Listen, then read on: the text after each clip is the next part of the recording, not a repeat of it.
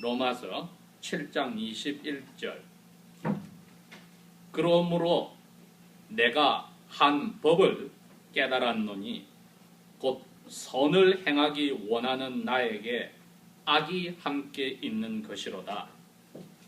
내 속 사람으로는 하나님의 법을 즐거워하되 내 몸속에 다른 한 법이 내 마음의 법과 싸워 내 지체 속에 있는 죄의 법으로 나를 사로잡는 것을 보는도다. 오호라, 나는 피곤한 사람이로다. 이 사망의 몸에서 누가 나를 건져내랴. 우리 주 예수 그리스도로 말미암아 하나님께 감사하리로다. 그런즉 내 자신이 마음으로는 하나님의 법을, 육신으로는 죄의 법을 섬기노라. 그러므로 이제 그리스도 예수 안에 있는 자에게는 결코 정죄함이 없나니, 이는 그리스도 예수 안에 있는 생명의 성령의 법이 죄와 사망의 법에서 너를 해방하였음이라. 아멘. 지난 주일에는 저희들이 주일 아침마다 개인이 교회 전체가 성경의 요약을 고백하는 신앙 고백 부분에 나는 성도가 서로 교통하는 것을 믿는다고 하였고, 오늘은 그 다음에 고백하는 것이 죄를 용서하여 주시는 것을 믿는다입니다. 그런데 그 다음에 나오는 것은 이겁니다. 몸이 다시 사는 것을 믿는다, 이렇게 되어 있습니다. 그런데 여러분, 이 순서를 유심히 보십시오. 몸이 다시 살기 전에 내가 알아야 할 것은 나의 죄가 용서받았다는 것입니다. 만약에 몸이 다시 사는 날이 예수님이 이 세상을 벌을 내리고 심판하러 오시는 날인데, 그날은 이 세상의 모든 죽었던 사람들이 다 살아나는 날입니다. 몸이 다시 사는 날입니다. 예를 들어서 어떤 사람은 바다에서 빠져 죽었는데 그 사람을 상어가 잡아먹고 그 상어를 사람이 잡아서 또 회를 쳐서 상어 회를 먹고, 그 먹은 사람이 또 죽어서 그 다음에 불에 태워서 죄를 강에 뿌렸다. 강에 있는 물고기가 그것을 먹고 강태공이 그 물고기를 잡아서 또 살다가 죽었다. 그 사람도 불에 태워서 죄를 이제는 땅에다 묻었다. 심판날에 그렇게 된 사람들을 하나님은 다 처음에 죽었던 자리에서 찾아가지고 자기 몸을 영혼과 만나게 만들어 놓는다 이겁니다. 왜? 살아있을 때 몸뚱아리를 가지고 잘했는지 죄를 지었는지를 보고, 예수님이 심판 자리에서 너 살아있을 때 몸을 가지고 몸과 영혼이 만나서 살아있을 때 어떻게 했는지 보고 내가 벌을 내든지 상을 주겠다고 하기 때문에 죽었던 사람 몸을 다시 불러내는 것은 문제가 없습니다. 여러분, 오늘도 아침에 땅에서 씨앗이 나와서 꽃을 피우고 열매도 맺고 또 그게 떨어져서 죽은 것 같은데 다음에 보면 또 자랍니다. 말 못하는 식물도 그렇게 한다면은 우리의 하나님의 모습을 닮은 우리 사람의 영혼과 몸을 하나님이 영혼을 어두운 데 두었다가 혹은 하늘에 하나님과 함께 같이 있게 하다가 심판날에 다시 썩어서 없어진 몸과 만나게 하는 것은 전혀 문제가 없습니다. 그것을 증명하려고 죽었다가 사흘 만에 예수님을 무덤에서 살려서 불러냈습니다. 그러면서 예수를 보라, 너희들도 나중에 이처럼 죽었다가 살아날 거다. 그런데 우리가 죽기 전에 내 죄가 용서받았다는 것을 모르고 죽는 사람은 이제는 성경 말씀대로 한 번 죽는 것은 사람에게 정해놨고 그 다음에는 무서운 심판을 기다려야 된다는 그 자리로 들어가는 겁니다. 언제? 다시 살아날 때, 예수님이 이 세상 끝내러 올 때, 그때는 몸이 영혼과 만나는데 심판을 받기 위해서 만나니 그 무서운 일이 벌어지기 전에 내 죄가 용서받았다는 것을 믿습니다 하고 저희들이 죽어야 되지 않겠습니까? 오늘 로마서 7장은 21절에 나오는 것은 예수를 믿은 사람들 가운데 가장 예수님을 많이 닮았던 분이 고백을 했습니다. 어떤 고백을 했느냐? 내가 예수를 믿어서 성령님이 내 마음에 와서 내 영혼을 바꾸었더니 내가 하나님을 닮아가는데 그런데 날마다 너무 힘이 든다. 왜? 머릿속에 딴 생각이 들어와서 내 원하는 것대로 하고 싶어 하고 다른 사람들도 나를 사랑하고 나를 위해서 살기를 원하고 하는 마음이 남아있더라. 이것이 성경에서 여기 말하는 사망의 법이요 죄의 법이라고 되어 있습니다. 영어 성경은 풀어놓기를 나의 죄성이다. sinful nature다. 부모로부터 받아서 태어났다는 겁니다.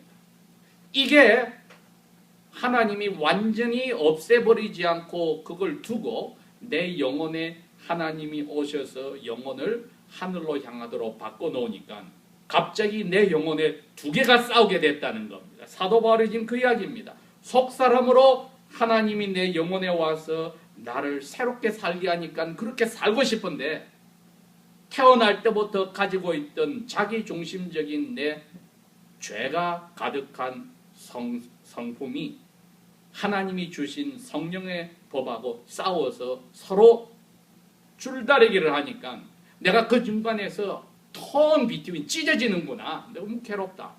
여러분, 그리스도인들이 이런 마음의 괴로움이 없다는 것은 자기를 속이던 가짜 그리스도인들이라고 봐야 합니다. 예를 들어서 어느 집에 아주 큰 부잣집인데 결혼해서 딸만 하나 둘 셋 넷 낳았습니다. 그런데 한 10년쯤 아기가 없다가 10년 후에 아들이 하나 생겼습니다. 그랬더니 그 누나들에게도 부모님이 무조건 동생에게 잘해줘라. 그래서 이 태어난 늦둥이 아들은 모든 사람들이 자기 마음대로 따라주고 자기만 사랑하고 자기만 위해주는 것이 전부라고 생각하고 자랐는데 나이가 한 17쯤 되는데 갑자기 아버지가 덜컥 아프더니 집이 망해버렸습니다. 누나들은 다 시집 가버리고 갑자기 자기가 아버지도 어머니도 책임져야 되는 자리에 들어갔을 때 학교도 다니던 거 그만두고 일을 해야 될 때 마음속에 다른 자기 나이 또래 사람들이 부모님들하고 같이 어울리고 먹고 놀러 다니는 게 나도 옛날에 저랬는데 하고 싶지만 할 수 없습니다. 이제 철이 들어서 부모님을 도와줘야 되고 자기도 일을 해야 될 때 마음속에 그래도 내가 돈이 생기고 뭐가 생기면은 옛날처럼 나는 또 내 중심으로 사람들이 나를 위해서 나를 사랑하고 살듯이 살고 싶다 하는 이것이 생기니 더 괴로운 겁니다. 이 사람은 17살 때까지 그렇게 살아왔으니까. 마치 우리가 태어날 때부터 죄성을 sinful nature한 것을 가지고 있었기 때문에 하나님이 우리 마음에 들어와서 영혼이 새로 하나님을 위해서 이제 사람답게 살아라 할 때 그렇게 하고 싶은데 태어날 때부터 자기 중심으로 자기 원해서 살던 거하고 싸움이 일어나니 사도 바울은 너무 괴롭다. 그렇게 고백을 안 할 수가 없었던 것입니다. 그러니 우리들의 마음속에 날마다 이 싸움이 갈등이 없다면 자기를 속이는 그리스도인들입니다.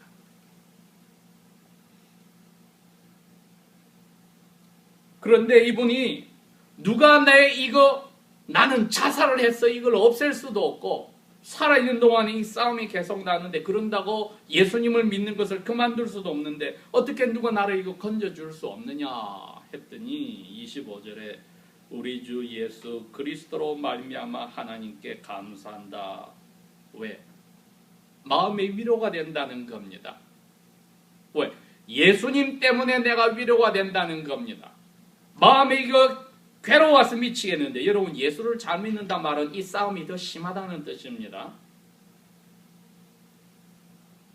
자기 마음속에 항상 남편이 자기를 이해하고 아내가 남편을 이해하고 자녀들이 부모 말을 잘 듣기를 원하고 항상 그렇게 자기 중심대로 살기를 원하는 게 가득 차 있습니다. 그런데 이제 내가 이 어려운 자리에서 이거 해결할 방법이 없다 그럴 때에 예수님이 오시더니 잠깐만, 너 그거 내가 해결해 줬잖아 하고 이야기를 하신다는 겁니다. 내가 너 지금 어려워하는 그거 해결해 줬어. 너 죄 때문에 하나님이 하늘에 보이지 않는 법정에서 너에게 땅 하고 센텐스, 선고를 내렸는데 뭐라고 했냐 했더니, 나 하나님 아버지의 법에는 너 죄가 너무나 무서워서 벌은 지옥 가고 살아있는 동안에 마음이 지옥이 되어야 한다 하고 정해놨는데, 예수님이 나타나더니 하나님, 저 사람 그렇게 벌 받으면 살아도 재미없고 죽어도 지옥 가는데 내가 사람으로 와서 저 사람 대신에 벌 받겠습니다. 아버지 하나님이 그래 그렇게 해. 그러면은 너는 저 사람의 대신하여 벌을 받고 저 사람이 태어날 때부터 가진 sinful nature, 죄성도 너가 뒤집어 써서 그것까지 너가 벌을 받아. 그러면은 내가 그 사람의 죄도, 태어날 때부터 가진 죄된 성격도 내가 용서하고 잊어버려 줄 거야. 예수님이 그 일을 2000년 전에 십자가에서 하신 겁니다. 그래서 우리에게 와서 사도 바울의 귀에 대고 이야기하는 겁니다. 내가 너 지금 힘들어하는 거 너 대신 벌을 받았잖아. 그러니 너가 날마다 딴 생각에 들어와서 너 옛날 원하는 대로 하고 싶은 거, 사람들이 너에게 잘해주고 사람들이 너 중심으로 살기를 원하는 거, 그 생각이 들어오니 어떤 때는 또 그렇게 해버리지. 참지 못하고 말이 나가버리지. 또 사람들을 이용해 먹지. 그래서 괴롭지. 그러나 내가 그것까지도 내가 2000년 전에 너를 위해서 벌을 받았느니라.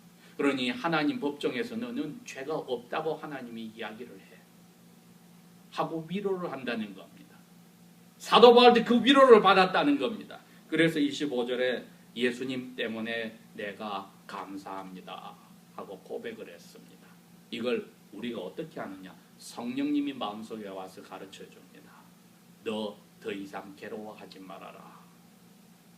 예수님이 2000년 전에 너 대신 이미 벌을 받지 않았느냐. 그러니 너 날마다 그 싸우는 거 다 이해한다. 그러나 너가 그래서 넘어져서 죄를 지었다고 지옥에 안 가. 벌을 안 받아. 그리스도인들은 벌을 안 받는다고 합니다. 8장 1절이 그 말입니다. 그래서 그리스도 예수 안에서는 그 예수님을 영혼에 가지고 있는 사람은 no condemnation, 이 말은 죄가 없다고 해서 벌 받는 자리로 안 들어간다는 겁니다. 범죄자가 아니라는 겁니다. 그러면 그거로 끝나냐? 아닙니다. 죄를 용서받은 거로 끝나는 게 아니라 에덴 동산에서 아담이 가졌던 하나님의 왕자의 자리에서 지옥으로 떨어졌었는데 하나님이 죄를 용서해 줄 뿐 아니라 잊어버리고 나서는 다시 왕자의 자리로 올려주는 일을 하시는 것이 예수님의 깨끗함이었습니다. 예수님을 살린 이유가 깨끗함을 선물로 주시려는 것이었기 때문에 그리스도인들은 오늘 시편 103편에 있는 말씀처럼 생각을 해봐야 합니다. 3절에 하나님이 너의 모든 죄를 용서하시고 너의 병을 치료하신다. 그 다음에 8절에 가니까 하나님은 큰 동정심을 가지고 계시고 너에게 자비를 베풀어서 너가 잘못을 하여도 사랑으로 아주 천천히 화를 내시고 잘못했다고 항상 너를 야단치시지는 않는다. 우리가 이렇게 예수님의 사랑을 받고도 내 욕심대로 살려고 날마다 문제를 만들어낼 때 사탄은 와서 봐, 너 배은망덕하니 너는 결국은 지옥 갈 수밖에 없어 하고 액큐제이션, 우리를 그렇게 놀리지만 마음속에 있는 성령님은 우리 마음을 찔러서 너 이렇게 가슴 아프게 살아서 되겠니? 하고 우리 마음을 돌리려고 합니다. 그러니 저희들이 잘못된 일에 들어갔을 때 성령님이 오셔서 봐, 하나님은 너 이 잘못한 일, 배은망덕한 일을 했지만은 너에게 화를 내더라도 기다리고 천천히 하셔. 그 대신 사랑이 너무 넘쳐서 너를 덮어주고 용서를 해주고 나서는 잊어버려. 12절에 시편 103편 그 말이 나옵니다. 동이 서에서 멀듯이 너 죄를 잊어버려. 그리스도인들이 이 하나님의 사랑을 맛보면은 싸우고 나서 상처를 받고 나서 용서를 입으로 마음으로 해주고 나서 잊어버려야 합니다. 하나님이 잊어버린답니다. 큰 돌을 내 죄에다 묶어가지고 용서해주고 나서는 등 뒤로 던져서 깊은 바다에 넣어버린다고 합니다. 여러분, 신기하게 동서는 아무리 가도 만나지를 않습니다. 동쪽으로 걸어갑니다. 오늘 아침에 해 뜨는 걸 봤습니다. 가다가 중간에 자고 다음날 아침에 동쪽으로 가는데 또 해가 거기서 뜹니다. 서쪽으로 걸어갑니다. 갔더니 그날 밤 해가 졌습니다. 다음날 또 하루 종일 갔더니 그 다음 밤에도 해가 집니다. 즉 아무리 서쪽으로 가도 해 뜨는 동쪽을 만날 수 없고 아무리 동쪽을 가도 해가 지는 서쪽을 만날 수 없다고 성경은 이야기하면서 하나님이 우리 죄를 용서하고 나면 절대로 기억을 안 해서 하나님은 잊어버린다. 바닷속에 돌을 묶어서 죄를 넣어버리듯이 잊어버린다. 이것이 오늘 우리가 아침에 신앙 고백을 했을 때 나는 내 죄 사함을 믿습니다 한 고백의 내용입니다. 자, 이렇게 되고 나니 하나님은 예수님을 통하여서 하나님이 이 세상을 사랑하사 외아들을 주셨는데 누구든지 그 외아들을 믿는 사람은 지옥의 불구덩이에 들어가지 않고 영원한 생명을 얻는다 하신 말씀이 사실입니다. 자, 우리가 언제 이 죄 용서를 받고 하나님이 우리 죄를 잊어버리고 태어날 때부터 내 중심으로 사는 이 죄성까지도 하나님이 잊어버리시는가? 믿음으로 그것을 믿을 때입니다. 무엇을 믿습니까? 예수라는 사람이 와서 하나님 앞에 내 죄를 뒤집어 써서 십자가에서 죽었다가 나를 깨끗하게 하려고 사흘 만에 살아났다. 그것을 믿는다는 겁니다. 그것을 믿음 순간에 하나님은 나의 죄가 싹 사라져버리게 해서 그리고 기억도 못하게 되므로 저희들이 날마다 예수를 믿고 올바로 살려 할 때 힘들어하는 마음이 생기더라도 위로를 받습니다. 오늘 사도 바울이 위로받듯이 우리도 그래도 나는 예수님이 벌을 받아서 하나님은 내 죄를 보고라도 죄가 없다고 해주고 잊어버리셨어. 그리고 날마다 죄를 만들어내는 아주 나쁜 샘물처럼 내 죄성이 살아있으나 이것을 벌내리고 없어졌다고 눈 감아 주셔. 이제 남은 거 하나는 히브리서 12장에 나오듯이 아버지가 아들을 사랑하여 사랑의 채찍을 치듯이 우리가 삶을 살아갈 때 어려운 일이 생기면은 내가 죄를 지어서 벌 받았어 말하지 말고 사랑하는 아버지가 채찍을 들어서 잘 되라고 예수님 닮아라고 한 것이니 죄에 대한 벌이 아니라 사랑의 마음에서 나온 우리의 실수들을 채찍질하는 사랑의 매라고 받아들인다면은 우리가 즐겁게 예수님 때문에 감사할 수 있습니다. 이것이 누구든지 그리스도 예수 안에 사랑을 용서받은 사람은 더 이상 죄가 없다는 말씀이요. 저희들이 어려운 자리에 들어갈 때도 이건 잘 되라고 주는 사랑의 채찍이지 죄 때문에 내리는 벌이 아니라고 마음의 위로를 받을 수가 있습니다. 기도하겠습니다.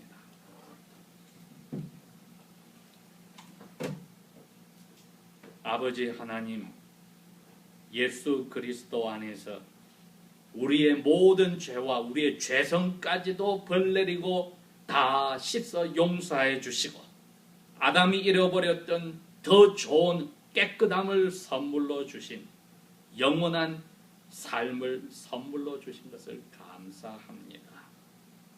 아직도 이 죄 가운데서 허덕이는 미국 땅의 우리 교회들의 죄와 이 나라의 죄를 용서하시고 또 나은 조국의 교회들이 짓는 우상을 섬기는 죄와 그 나라 백성들이 짓는 죄를 용서하셔 하나님의 사랑 때문에 자녀들이 살아나고 하나님을 위해서 살 수 있도록 지켜주십시오. 예수님 이름으로 감사 기도합니다. 아멘.